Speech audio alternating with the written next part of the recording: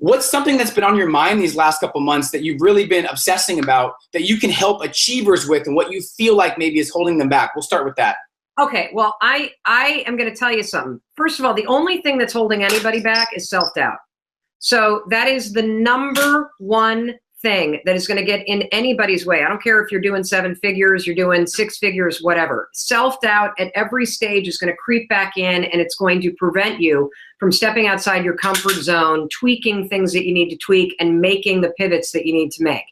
There is something else, though, that I have been thinking a lot about, Peter, and it's impacting all of us in ways that I don't think we quite realize. And that is the fact that so much of our success is measured by what other people are doing.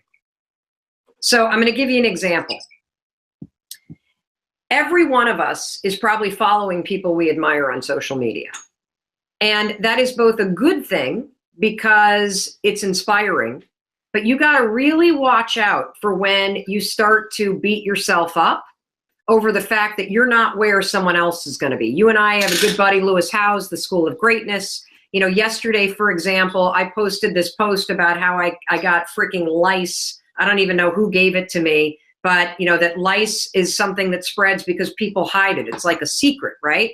And so I write this big post, and then I see Lewis's post, and he's doing Cadillac confessions, you know, clearly some sort of branded thing. And I think, what am I doing? Like, he's way ahead of me. He's got a Cadillac sponsorship. I'm not doing enough. And so I think that there's something you got to really watch out for, ladies and gentlemen, and that is, are you using the people that inspire you to make you better, or are you using them to beat yourself up because you're not where they are? And so when you catch yourself, like I did yesterday, really being proud of Lewis and then using it as a way to say, oh, I gotta get going. I gotta do more of that. That's a problem. That's a form of self-doubt.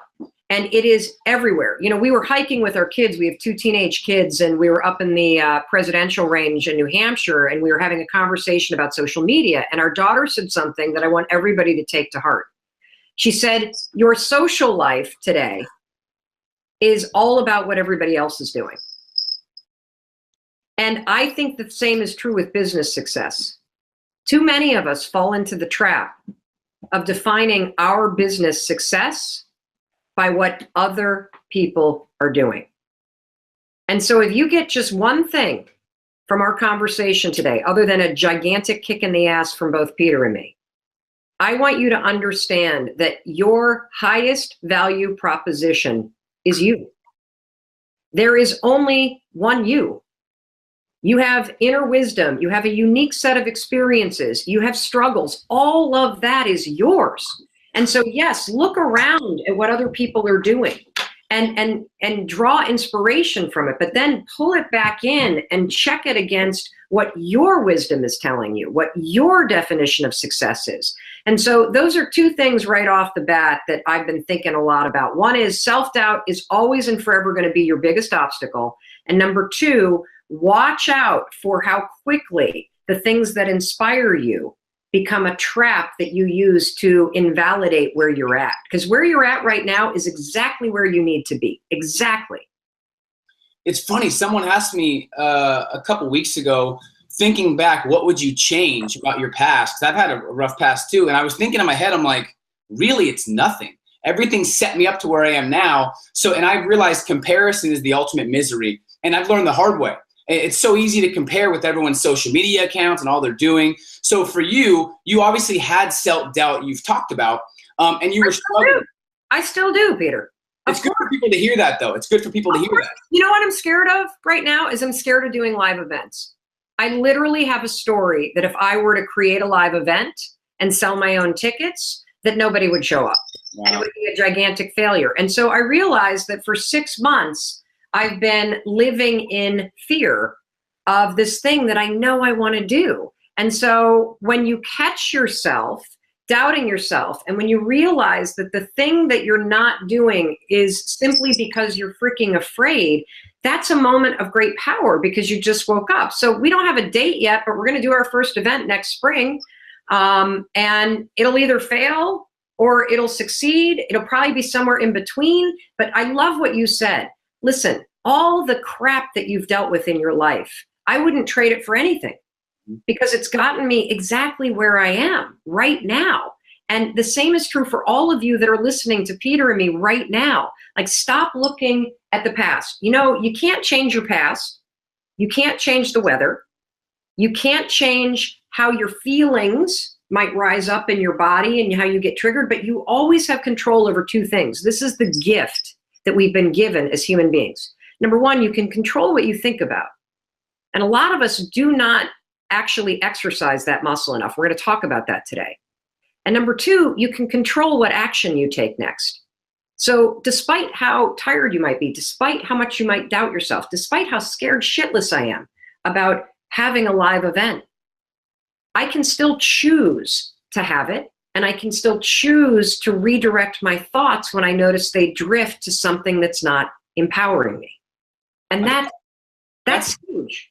That's a game changer, because a lot of people don't understand that successful people don't feel like doing it, just like unsuccessful people. But the difference is they do it anyways. Yeah. That's what I'm saying is, you might not feel like going to the gym. You might not feel like taking action, making that phone call, but it doesn't matter if you feel like it, because you're never really going to feel like it's the perfect time to go all in on your dreams. Is that what you're saying? Totally. And, you know, look, the fact is, there are going to be days where you got to clean toilets. We're all humans. And that's just a fact. And so also don't get discouraged when you have a string of toilet days. That's just what life is like. You can keep going forward. And so the other thing that I wanted to say is that for a lot of you that are watching this conversation right now, I know that you've kind of hit a plateau in your business, or you're struggling to kind of get to the quote next level. One of the things that I want to tell you is that, first of all, you know, Peter and I believe in you. That's why we're here. The second thing I want to tell you is you're 100% capable of doing the actions that will take you to the next level. The third thing I want to tell you is that you know what those actions are. The problem is you're spending all your time thinking about those actions, and that's a trap. That's where your self-doubt comes in. And what Peter and I want you to do is we want you to, first of all, acknowledge that you know what to do. Acknowledge that you don't feel like doing it, or that you're scared like I am about taking my business to the next level and expanding into events, and do it anyway.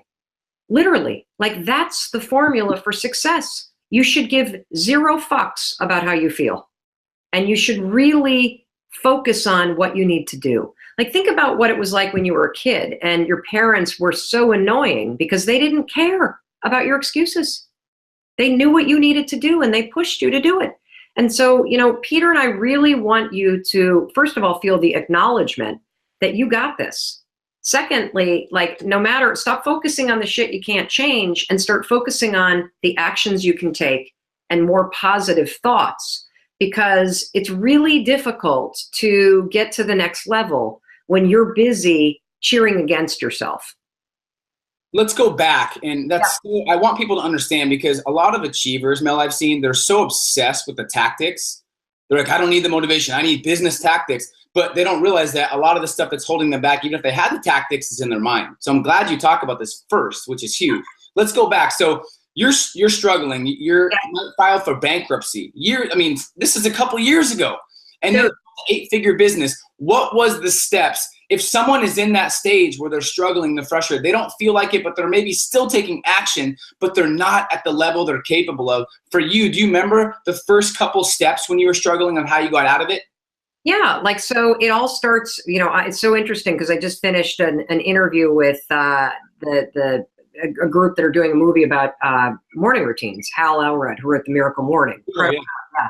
And so it starts with your morning routine. And so, and here's why. So when I was stuck, and facing bankruptcy, and my husband and I were fighting, and I was unemployed, and his restaurant business was failing. So here you got this like trifecta of just doo-doo all over the place. This was his dream to have this business, and now it's failing as an entrepreneur. I lost my job after stepping into the media business. I mean, just like one thing, fighting like crazy. And I had a terrible morning routine. I would hit the snooze alarm 5-6 times a morning. I would then mainline my phone and, read emails and surf social media. I would constantly eat bad food. The kids were always late for school. They were missing the bus constantly. It was like one decision after another that was horrible. Now, why was I making the decision to hit the snooze button 5 times? Because of my feelings. I felt overwhelmed. I felt terrified. I had tremendous anxiety. I felt like a loser. I had no confidence. I dreaded the day. All those feelings were driving my decisions.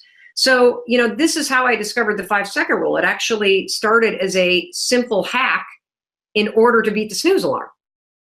The alarm would go off. So I want to expand this moment, because I want you guys to understand the power of a 5-second decision. Your entire life, your entire business comes down to 5-second decisions, period. Do you make the phone call or not?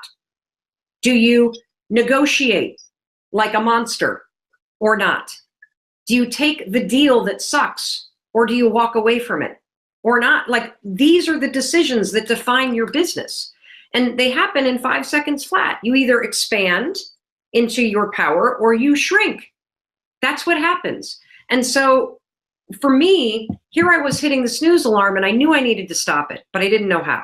So I invented this little trick, because here's what happens. The alarm would go off, and in a matter of seconds, I would feel dread. I would think about bankruptcy. I would feel the anxiety come from my stomach. My heart would start to race. My throat would get tight. I'd start to sweat. I'd think about the day ahead and all of our problems, and I would immediately feel incapable. And I would shrink and hit the snooze. And that was all taking place like that.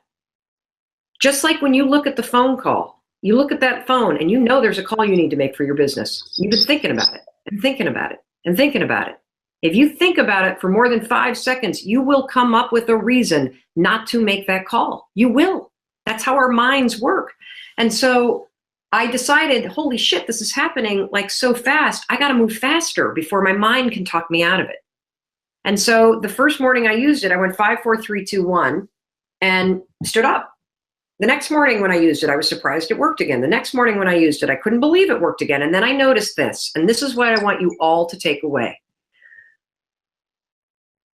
Your mind is designed to protect you. The second you hesitate, and it could be the smallest thing, guys. It could be that somebody's telling you that the split on the deal is going to be 60-40, and your gut's like, what the? No, it's not. But if you hesitate and you start to go, oh, they're a bigger partner than me, and maybe I need this deal, you will, within 5 seconds, shrink, self-doubt will come in, and you will not own your power. But you can, if you move forward 5, 4, 3, 2, 1 in that second, when you're like, wait a minute, 60-40, I don't think so. It's 50-50 or nothing, buddy. And you move, now you've interrupted the patterns that stop you, and you've taken control in a 5-second window. And you have also now developed this muscle where you're now starting to align action with instinct. Why is Jay-Z so successful? It's not because he sits around and he mainlines social media and he gives a hoot about what other people think. It's because he has an instinct, he goes for it. Why is Oprah so successful? Why is Steve Branson so successful? Why is anybody that you admire successful? It's not because they're lying in bed looking at social media. It's not because they sit around and doubt themselves. It's not because they eat a shit sandwich on a deal. It's because they've learned how to quiet the noise around them, to hear their instincts, and to move and lean into them. And that is the secret to your business. That's why you want to be an entrepreneur. It's not so that you can hide. It's so that you can expand. It's not so that you can live in fear of these phone calls. It's so that you can freaking pick up that phone and call anybody you want. That is your power. And I'm telling you right now, if you master this 5-second window, you win. And, look, Peter, it didn't even, so, how did I go? So now people are probably wondering, well, okay, fine. So you got up on time. How does that change things? I'll tell you how it changes anything. If you can master the ability to get up when you don't feel like it, that's the same thing as making a phone call when you don't feel like it. If you can master the ability to go to the gym when you're tired, that means you can work on that spreadsheet when you're tired. If you can master the ability to feel your emotions rise up at 5, 4, 3, 2, 1, shut them down and speak to your spouse with respect, even though you're pissed, then you know how to manage your emotions in a business setting. So in 5-second windows, what you're doing is you're building the muscle of self-control. You're building the muscle of discipline. You're building the muscle of aligning your actions and your thoughts with the things that matter to you instead of letting your emotions trigger you and wig you out and take you off course. It's freaking amazing. So I would say, for those of you that feel stuck, take a look at your routine, because you have one in the morning. The first 30 minutes of your day are the most important because they set the tone. Do you get up on time? Do you make your bed? Do you spend the first 20 minutes planning your day and the one thing that's important to your business? Do you schedule the one thing you're going to do to make progress on your priority? Before anything else, don't look at your phone. Don't sleep next to your phone. That phone is crack cocaine. You do not need it. We have become the tool. That is supposed to be a tool for your business. Number 2 rule for you, do not put that freaking phone next to your bed. Do not do it. Huge. People need to hear this. So I think you're hitting them really, really hard. So what she's saying that I'm getting that is such a game changer that people need to conceptualize is how you do anything is how you do everything. So when she made that tough decision to get up, it made every other decision that she needed to make that she already knew she had to make easier because she did the hard decision to get up when she didn't feel like it. You said something that really stood out to me. You said one decision can change it all. And that might have been your decision back in the day to get up when you didn't feel like it because you felt powerful in other areas. Is that accurate? Yeah. And here's the thing, guys. You're one decision away from a totally different life. One decision. That one phone call you've been avoiding for 6 months could change your business. And even if it doesn't, guess what it changes? You. Because when you push through the bullshit that holds you back, you change. And see, that's the secret. It started with me learning how to beat my feelings and get up when I didn't feel like it. And then it grew to becoming the kind of person that behaves in a way that's consistent with my values, even when sometimes I don't feel like it. Having the self-discipline to stop at 2 Manhattans instead of having 4 because I feel like it. Like literally having control over yourself so that you can align your actions and your thoughts with the things that matter to you instead of being a slave to the emotions that rise up. It'll change how you parent. It'll change how you run your business. It'll change how you treat your employees. It'll change how you negotiate. How are you changing when you have 4 Manhattans? I'm just kidding. Plowed. I know. Number where I am plowed. That is not a good, particularly if I make them at home. I could have 4 at a bar because they only put like a shot in, but That's funny. That's a whole different topic. So I want to hit on something too that people need to understand because in this generation, especially millennials, they're so addicted to information and knowledge and they don't take action on what they learn. And instead of taking action on what they've already studied, they trick themselves and they get a cop out with them and they say, I got to study more. What you said is the answer's already in you. So a lot of people need to understand, even from this call, they don't need to study another 50 podcasts if they already have the answer in them to take action. So what do you mean when you said the answer really is already in you right now? Of course it is. Like if I were to ask you, Peter, hey, Peter, I was bankrupt and I was fighting with my husband all the time and drinking too much. How could I change my life? What would you tell me to do? Yeah. Say, look for a job, Mel. Stop being a bitch to Chris. And you might want to consider sobering up. The answers are easy. It's the actions that are hard. Instead of being addicted to information, which to me is a form of self-doubt. Mm-hmm. If you need a credential because legally you can't own a nail salon without the license, get the credential. If you're getting a credential because you're scared shitless about selling yourself, it's time to start selling. Because the credential is not going to solve the self-doubt. The only thing that solves self-doubt is action. It's really that simple. And the other thing that we fixate on is you fixate on the big stuff. You got to start with the little stuff. They did this massive research project at the Harvard Business School where they basically asked what makes people feel satisfied or successful with their work. And after this monster study, they came down to one factor. Are you making progress every day on something that's important to you? You see, a mistake that we make is that we wait to feel ready to do something. So we have all this pent up energy and then we make a burst and we make 10 phone calls. Oh my God, oh my God, oh my God. I'm like motivated. This is freaking amazing. And then all of a sudden you're like, whoo, I'm done. Oh, and then you don't do it for a week. You are so much better off making one important phone call a day. So much better off because you're seeing yourself make progress on something every single day. And you're also not relying on these bouts of feeling motivated, which come and go like the breeze. So we're going to talk action, Mel. Caroline has a great question, and both the questions are related to the same type of thing.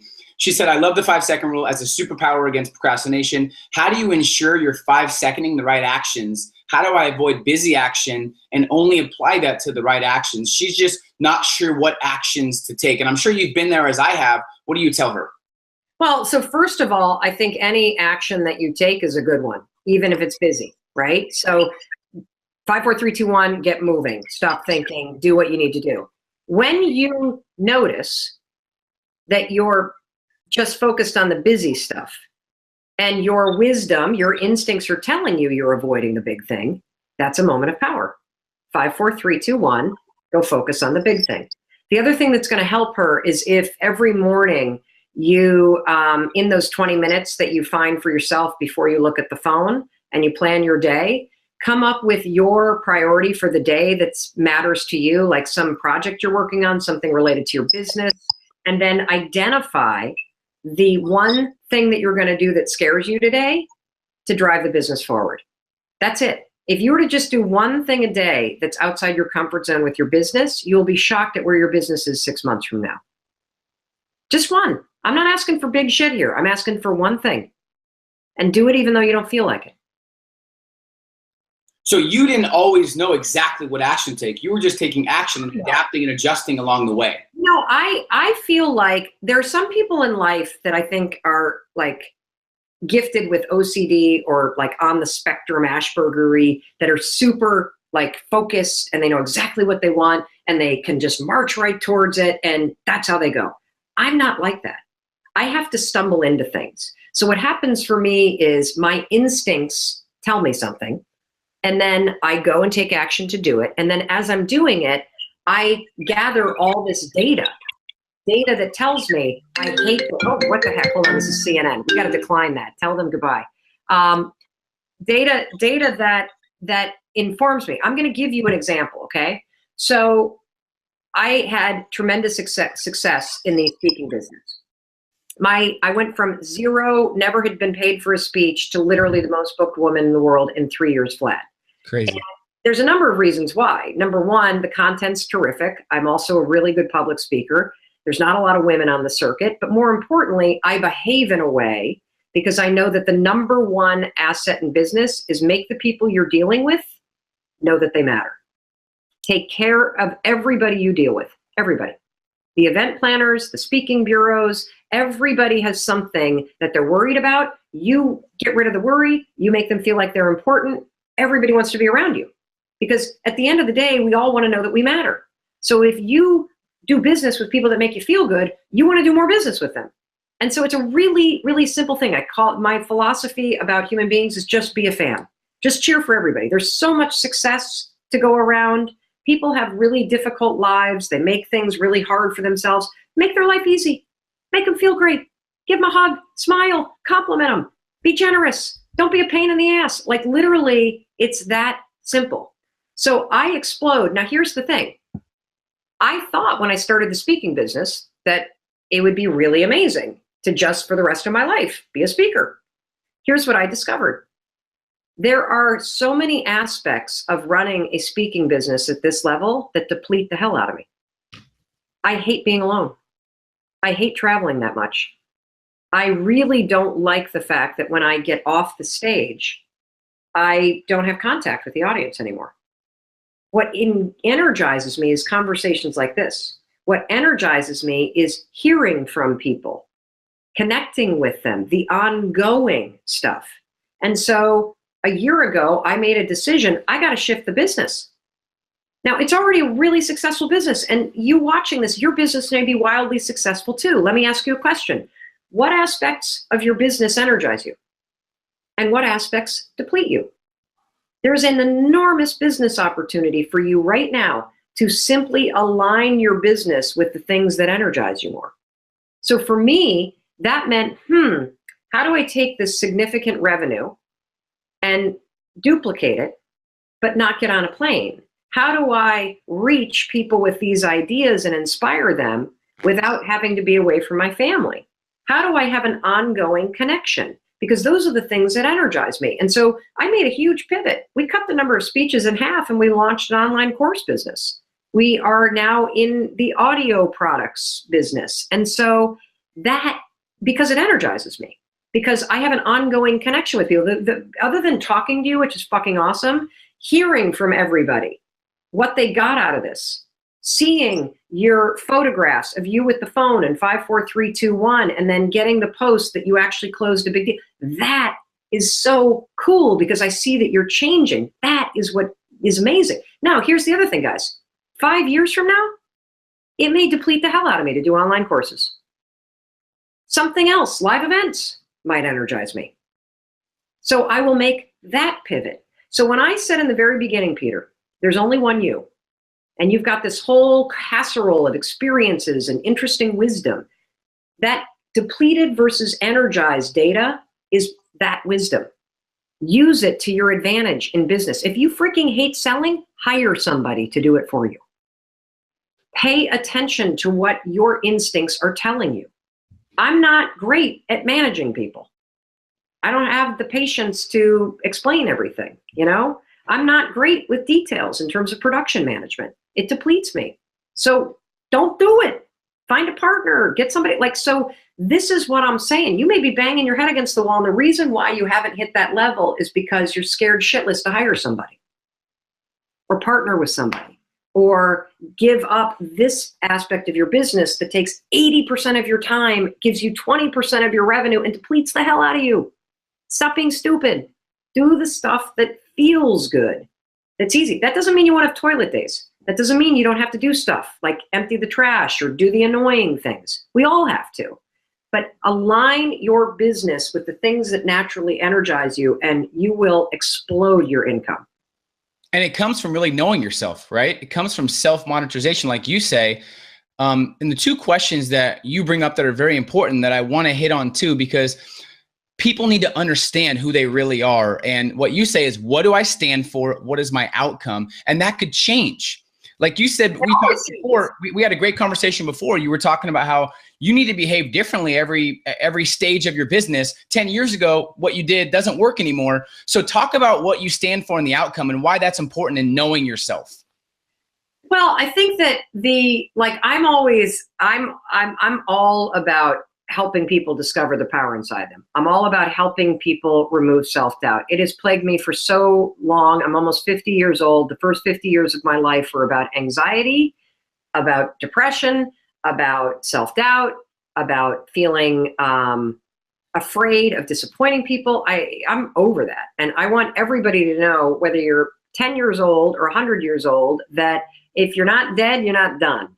And you can always take control of the mental game. And when you do, and it starts, by the way, with getting up on time.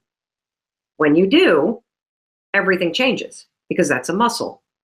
I'm sorry, I lost my train of thought. No, you're in the zone. I love it. I was just talking about for you when you asked those questions, even when you were in the U-Haul going to the job that you thought you wanted, but something in your gut was wrong. You're like, what are my values? What's most important to me? And this just doesn't feel right. And a lot of people, when it doesn't feel right, they're like, well, my mom thinks it's okay. My friends think it's okay. I've already committed. I've already spent the money. You went the opposite and you said, it's not for me. I'm done. Well, see, you got to need to do that more. They do. But here's the thing, because people get hung up with, but that feeling, it's like, they're scared of the feeling. First of all, if something is dangerous, your body is hardwired to get you away. Okay. So you never have to worry about dangerous situations because your body, like, for example, if there's a loud noise, even a baby ducks, you're designed to move away from something that is dangerous. The gut feeling that something's not right, that's very different than the gut feeling that you're just scared of something. So when you're just scared to do something, that's the feeling of being a chicken. Got it? When your gut's telling you something's not right, You're now a Buddha. So there's a big difference between being Buddha and saying, this person I'm dating doesn't feel right, versus, holy shit, I've been in a string of bad relationships and I'm really scared because this person's actually amazing. That's chicken. Do you understand? And so really important when big difference. When you're chicken, push yourself to move forward. When you are having that Buddha instinct, listen to it. Get out of there. I'm a big advocate for your gut. I don't think my gut's ever been wrong in my life. And well, let me throw some science at you, Peter. So this is only 6 months old. So the Human Genome Project, which are the same folks that actually sequence the human DNA, right? They recently discovered the fact that when we're in an embryonic state being formed in the womb, there's one clump of embryonic tissue. One big clump. And then all of a sudden it separates, that singular clump. And this part on top becomes your brain. This part from the same exact clump becomes your gut.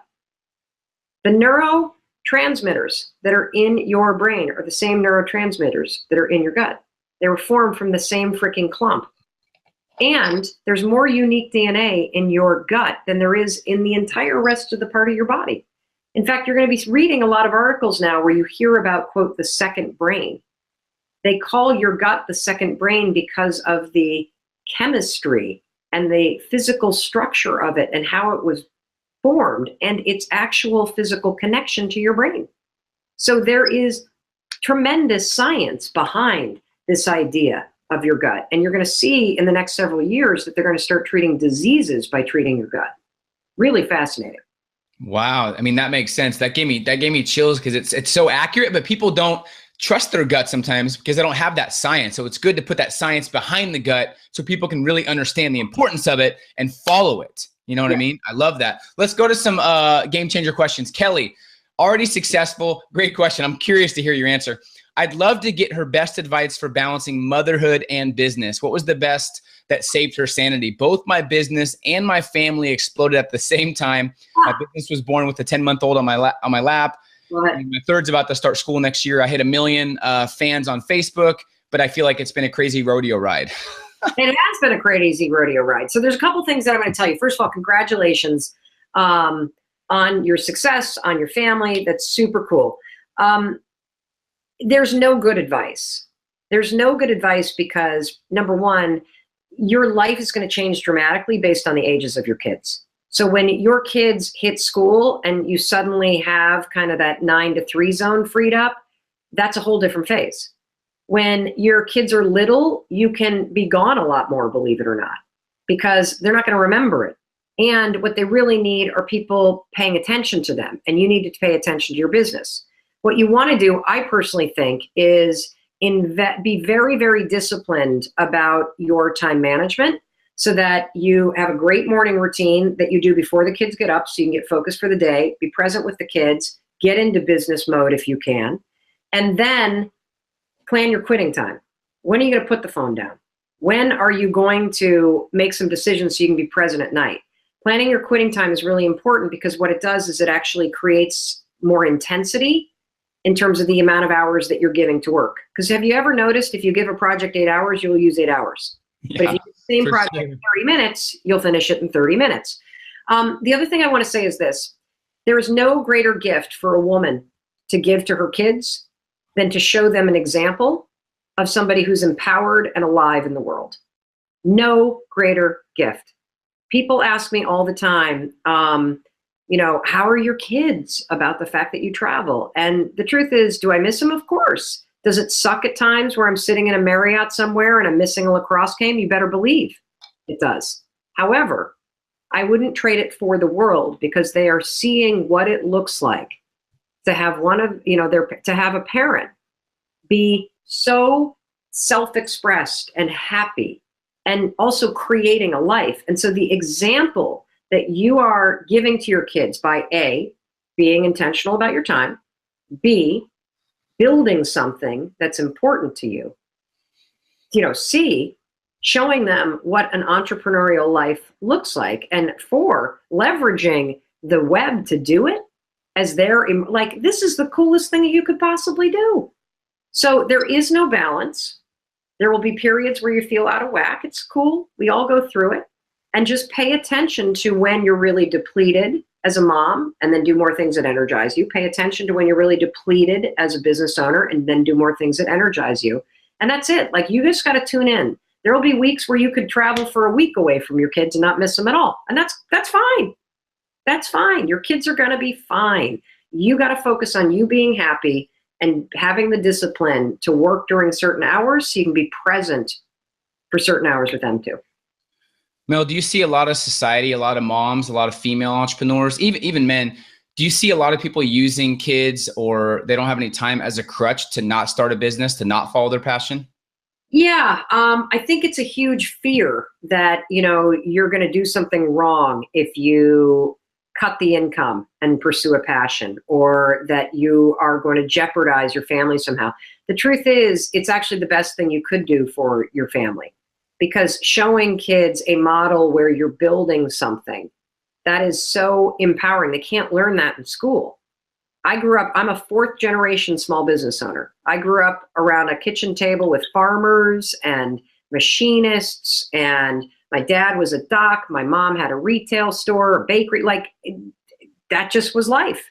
And so it's no surprise to me that I have gone on to launch my own businesses, that I married an entrepreneur, that, and so I think that you've got to really think about, you got one shot at this life. That's it. And there's no perfect time to do anything. Now, I'm not suggesting you quit your job right now if that's the situation, but start your side hustle for sure and grow it until you get to a point where you can. And for those of you that are at a point with the million followers, Kelly's hardest decision is going to be this one: hiring somebody. At some point, every entrepreneur faces the situation where you just can't grow on your own anymore. It's just not possible. There are not enough hours. There's too much to do. There's too much to do that's outside your skill set. And so if Kelly hasn't already outsourced, whether it's fan management in terms of the comments, or she hasn't hired somebody underneath her to come in and do it, then, or hired somebody to deal with the business aspects of things, now is the time to bite the bullet, drop the amount of money that you make for a little bit, but actually give yourself back the time so you can focus on the things that make you money.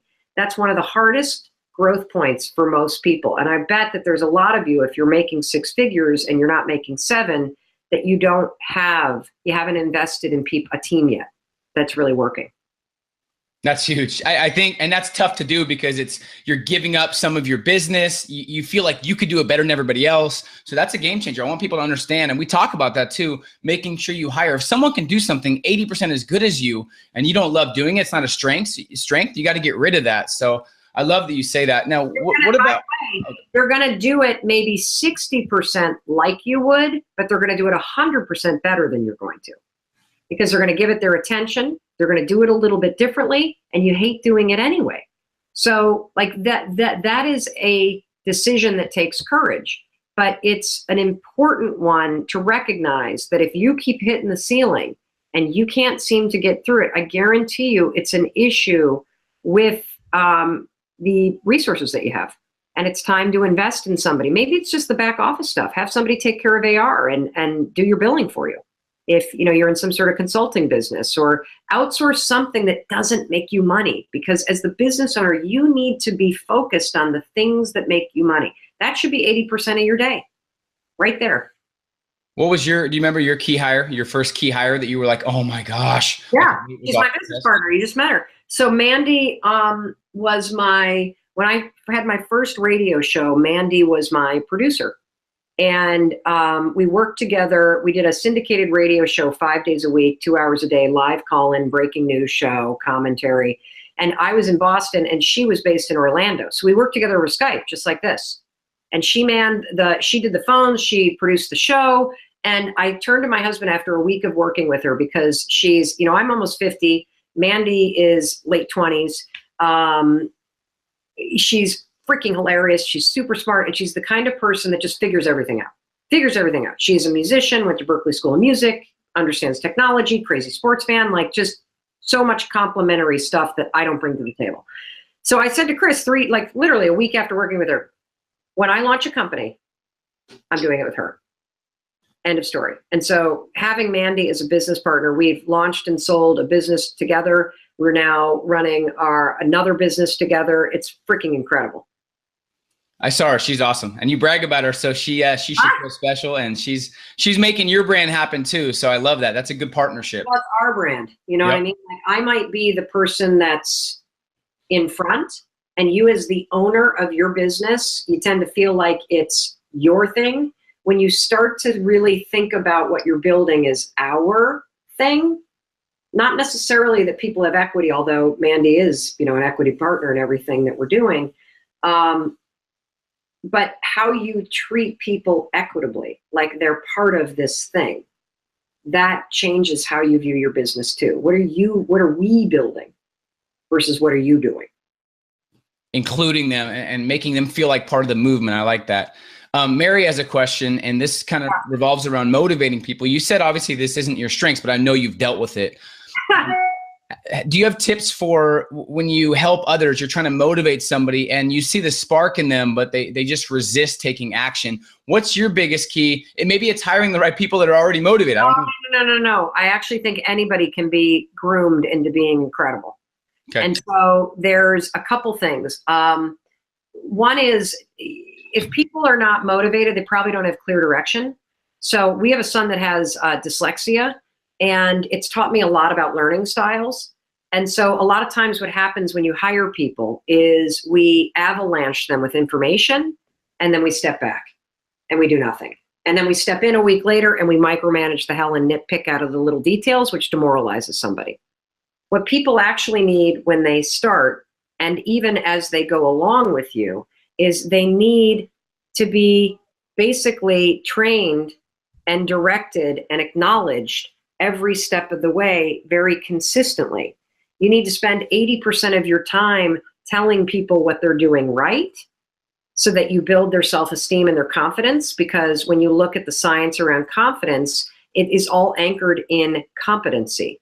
So is somebody's competency around a task, whether it's how we book your travel, or how you put up an internet post, or how you like your emails written when you're dealing with clients, that will take time for somebody to understand and build competency.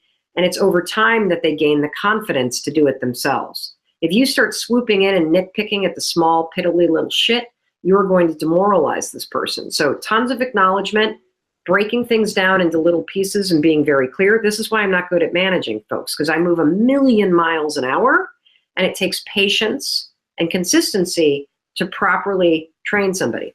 The other thing that's really important is people want to know that they matter. Nobody wants to show up at your business and feel like nobody gives a crap. So one of the most important things you can do, and this is research from a 3-year-long research study that was done at Google about, I think it was done at Facebook. It's called Project Aristotle, and they wanted to know what makes for the most engaged teams. And the singular factor was whether or not the manager asked people for their opinion. So if you're sitting in a meeting, don't ever leave a meeting with your team without going around the table and asking everybody what their reaction is to what you're talking about. Because what you're modeling is, hey, me as the owner, I don't just care about what Peter and Mel say because they're annoying and they're loud and they're extroverted and they're going to make me listen.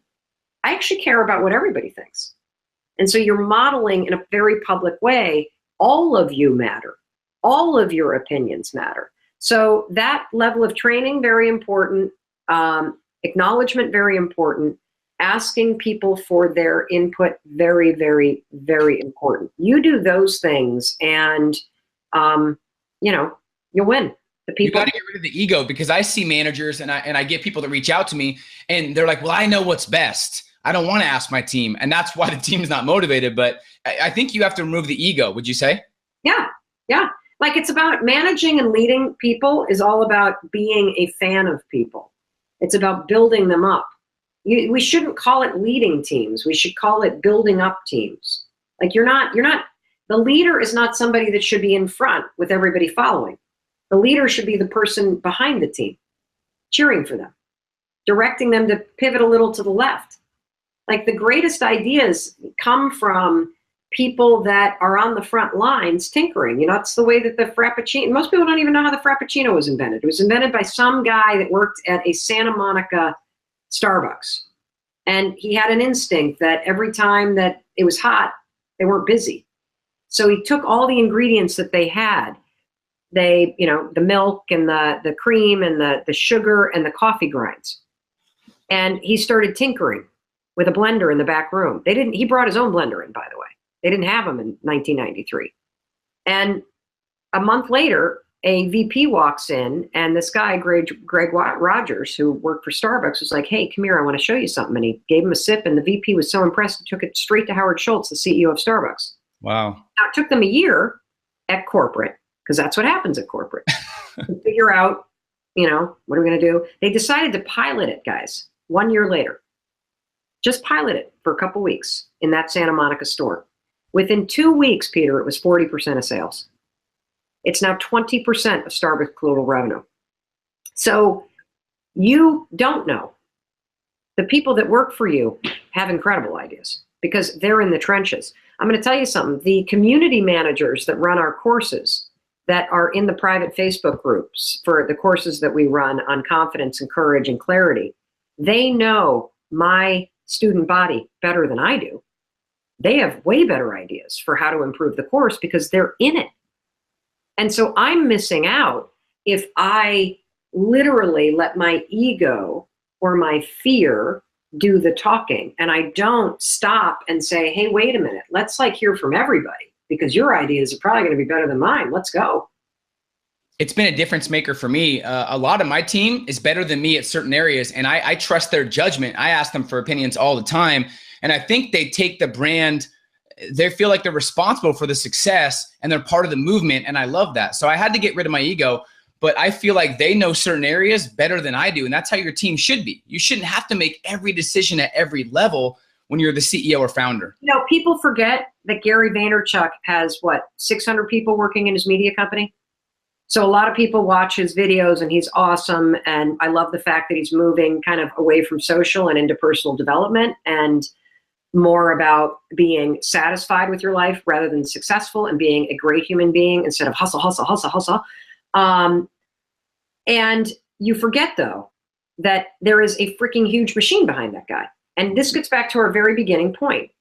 You can look at the people that inspire you, and you either use it as inspiration and as goalposts to start working towards, or you'll catch yourself bashing yourself with incomplete information. The number one thing I want you guys to do, obviously we've hammered action, is I want you to start to practice your mindset.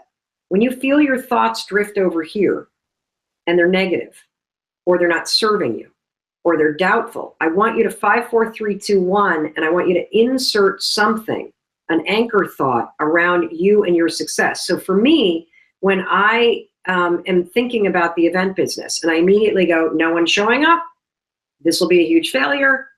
Who do you think you are? That's a dumb idea. I yank it back. I mentally bitch slap myself. 5, 4, 3, 2, 1. And then the anchor thought is me with my team. This is the vision that I have. The event is over.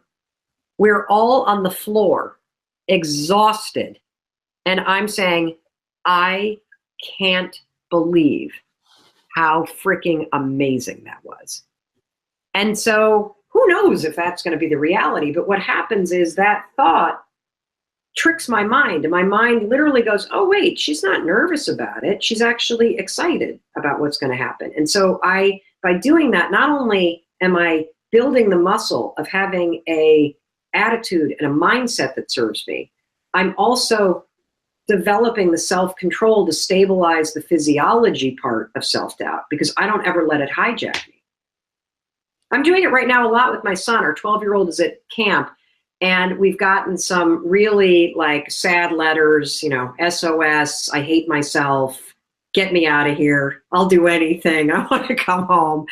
Typical 12-year-old homesick stuff. And I've talked to his counselors. They're assuring us that he's a smiley self during the day. It's during the rest period where he's writing letters that he's suddenly sounding suicidal. And I don't sound that jokingly. He literally wrote, "I want to die." So I'm like, call the camp. Okay, what's going on?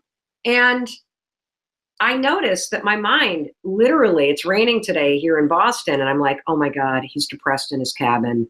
Oh no, he's out in the Berkshires. And I'm like, wait, what are you doing, Mel? 5, 4, 3, 2, 1.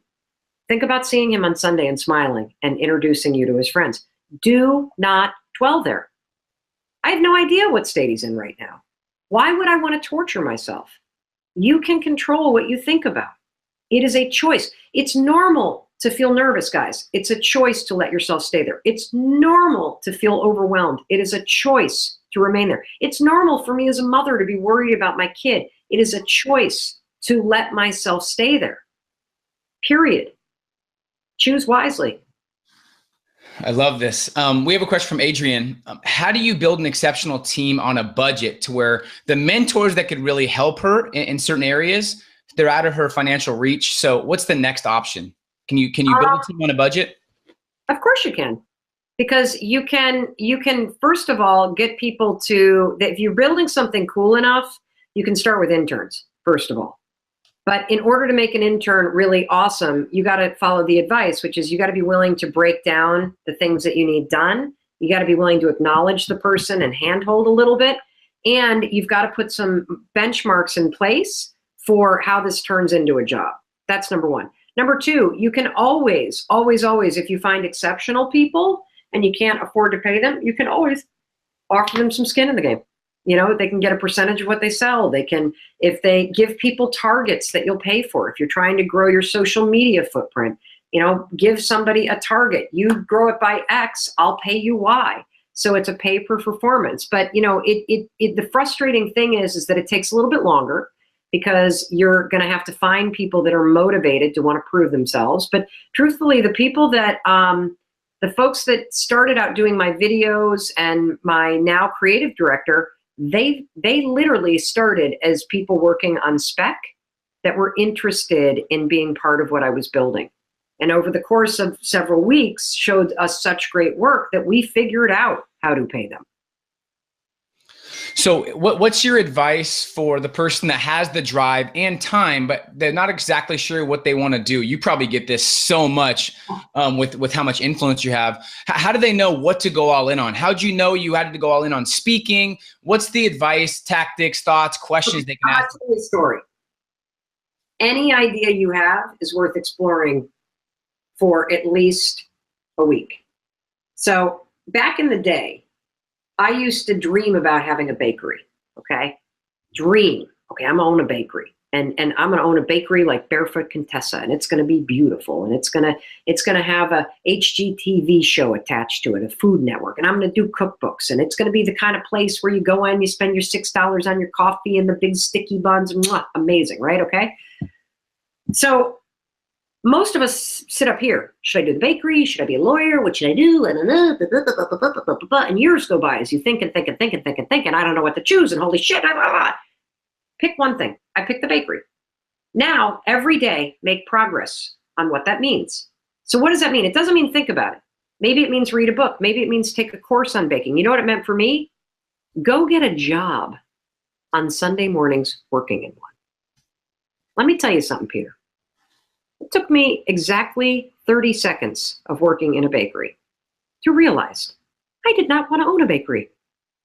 Because owning a bakery means you're waiting on customers, you're smelling like carrot muffins all day, you're filling up the milk and the soy milk and the sugars, you're wiping down tables, you're getting up super early.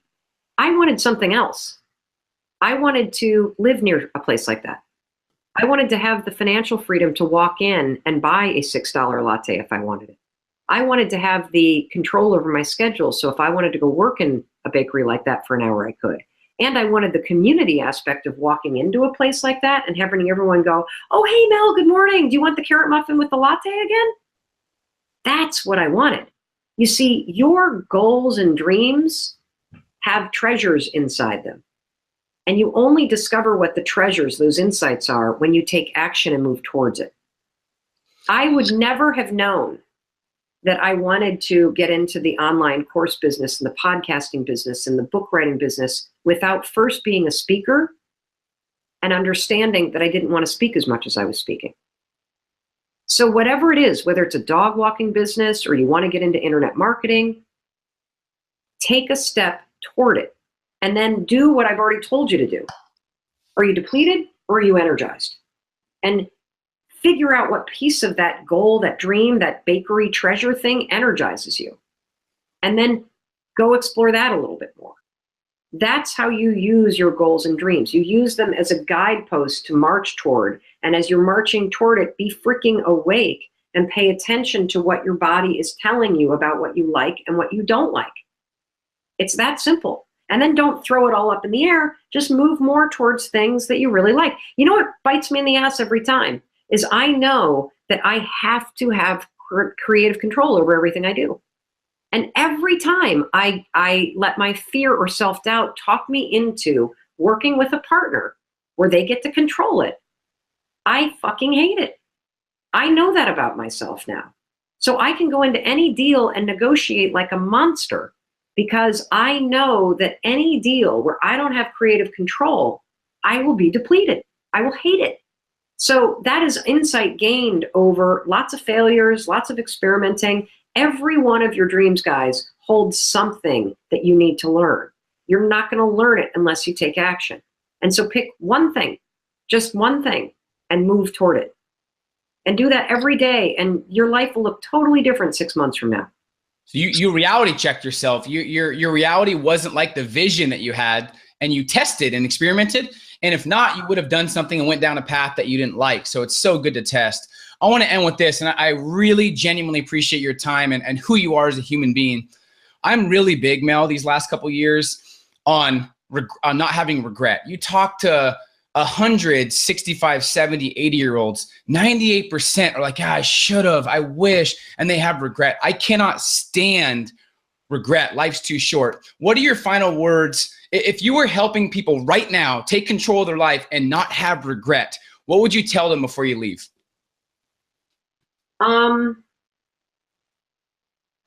Don't waste your precious life worrying about things you can't control, worrying about things that are never going to happen, worrying about things that aren't worth worrying about.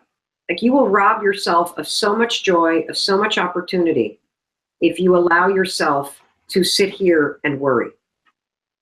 Those feelings that scare you will rise up. That is true. But allowing yourself to worry is a choice, and it's one that you don't have to make. So the next time you catch yourself drifting over here, 5, 4, 3, 2, 1, yank it right back and think about something that actually serves you. That is the secret to being successful. That's the secret to being happy. It's the secret to self-control. It's the secret to confidence. It's not letting your mind dwell in places that suck. And when you start to pay attention to where your thoughts drift, you will be startled at how often you are worrying. But you can retrain yourself to be the kind of person that actually doesn't spend your life there.